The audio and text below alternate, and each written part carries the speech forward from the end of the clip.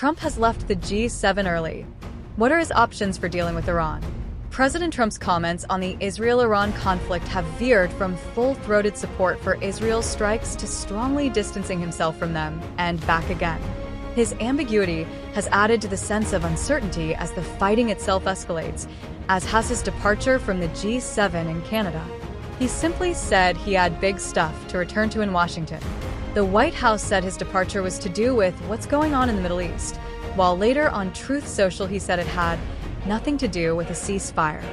Earlier, the Israeli Prime Minister Benjamin Netanyahu said the attacks were fully coordinated with the U.S.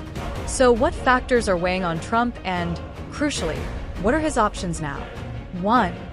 Bowing to Netanyahu pressure and escalating. As Israeli missiles hit Tehran on Thursday, Trump threatened Iran's leaders with even more brutal attacks from his Israeli ally armed with American bombs. We know Trump's ultimate objective. He says, like Netanyahu, that Iran can't have a nuclear bomb. Crucially, he has said his preferred option, unlike Netanyahu, is via a deal between the US and Iran. This route also reflects his self-described image as a world-class dealmaker.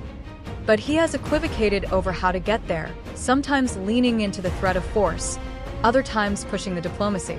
Last week, he even said in the same breath that an Israeli attack on Iran would help a deal or it would blow it. His unpredictability is sometimes portrayed by his supporters after the fact as strategic, the so-called madman theory of foreign relations. This theory is one that has previously been used to describe Trump's negotiating tactics and suggests that deliberate uncertainty or unpredictability about escalation works to coerce adversaries, or even allies in Trump's case, into complying. It was famously attributed to some of the Cold War practices of President Richard Nixon. Some of Trump's advisors and supporters back the maximum pressure side of the madman theory when it comes to his approach to Iran. They think the threats will in the end prevail because, they argue, Iran is not serious about negotiating. Even though in 2015 the country signed an Obama-led nuclear deal that Trump later pulled out of, Netanyahu has applied constant pressure on Trump to go down the military, not diplomatic path, and the U.S. president, despite his oft-stated desire to win the Nobel Peace Prize, may in the end see a need to deliver on his more belligerent threats to Tehran's leadership. Israel may also push harder behind the scenes for American involvement too, as it sees it, to finish the job.